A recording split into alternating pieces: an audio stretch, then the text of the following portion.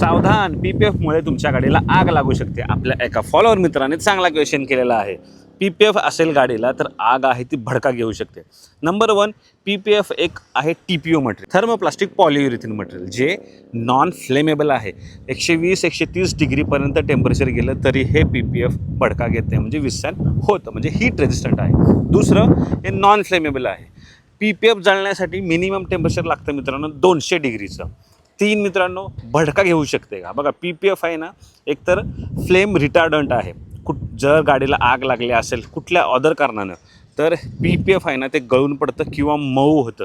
ते अजिबात भडका घेत नाही आहे. तर हे PPFच्या प्रॉपर्टीज आहेत. UV प्रोटेक्शन इम्पॉर्टंट आहे, जेणेकरून कलर फेड होत नाही. PPF ऑलवेज सेफ आहे. पण क्वेश्चन मात्र चांगला होता, कोणी याच्यावर विचार नसेल केला. हा व्हिडिओ सर्वांसोबत शेअर करा. ज्याला PPF करायचे उन्हाळ्यामध्ये गाडीवर PPF अवश्य करा, जेणेकरून तुमच्या गाडीचा कलर फेड होणार नाही. धन्यवाद. जय महाराष्ट्र.